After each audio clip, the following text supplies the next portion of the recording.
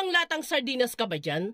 Halika, gawin natin yung masarap at healthy na ulam na tiyak akong magugustuhan ng inyong buong pamilya. Murang-mura lang din ang mga sangkap na gagamitin natin dito, kaya sure ako makakapagluto ka din ito.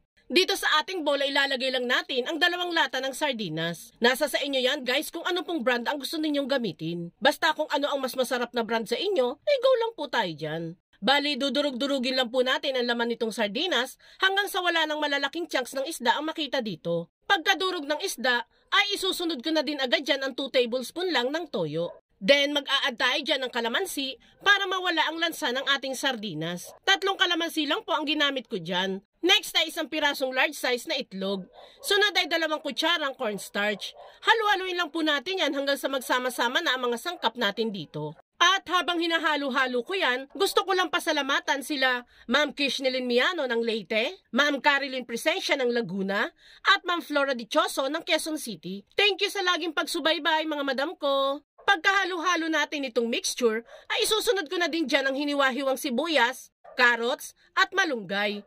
Isusunod ko na din dyan ang mga pampalasa tulad ng seasoning granules, konting paminta, at konting asin. Siyempre, hahalu-haluin ulit natin yan hanggang sa mag-mix na thoroughly ang mga sangkap. Yung list nga pala ng ingredients na ginamit natin dito sa ating recipe is ilalagay ko na lang po sa comment section. Check nyo na lamang po. Kapag nahalo ng maigi ang sardinas mixture natin, ay pwede na tayo dyan maglagay ng paunti-unting harina or all-purpose flour.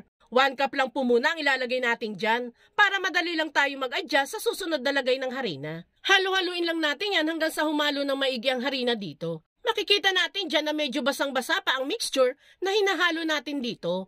Kaya mag-a-add pa tayo dyan ng 1 cup pa ng all-purpose flour. Mix-mix lang natin ulit yan hanggang sa makuha na natin ang gusto nating consistency sa mixture. Yan guys, yung ganitong consistency po ang gusto natin. Yung medyo madikit at hindi masyadong dry. Kapag ganyan na nga, ay pwede na tayong magpainit ng mantika sa ating kawali.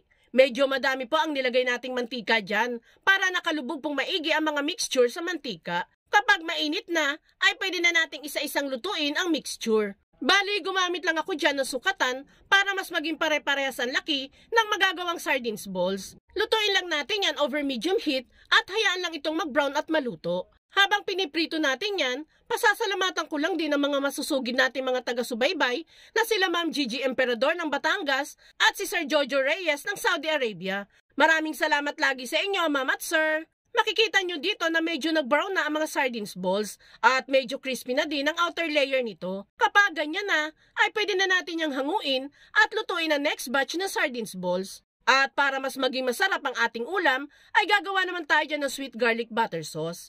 Sa ating pan, ay magtutunaw lang muna tayo ng half cup ng butter na nakaset ang apoy sa medium heat. Pwede kayong gumamit ng margarine guys kung wala po kayong butter. Then kapag natunaw na, ay pwede nang igisa dito ang pinino nating bawang. Igisa-gisa lang natin yan hanggang sa lumabas na ang bango nitong bawang. Then saka isunod dito, itong 2 tablespoon ng soy sauce.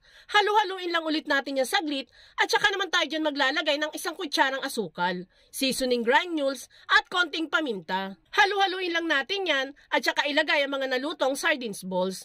At kung nakaabot ka sa part ng video nating ito, it means na interesado ka sa recipe natin. At kung sakali pong magugustuhan mo itong sardines recipe natin, pwede po bang pusuan mo naman ang video natin? At mag-comment ka na din po kung taga saang lugar po kayo. Malay mo, ma-shoutout kita sa mga future videos na gagawin pa natin. Maraming salamat po. Yan guys, makikita ninyo dyan na nakuvera na ng sauce yung mga sardines balls natin dito. Kapag ganyan na, ay pwede nang patayin ng apoy. And ready to serve na ang ating mas pinasarap at mas pina-healthy na sardinas recipe. Kaya itag mo na din ang buong pamilya at barkada at subukan nyo na din magluto nito.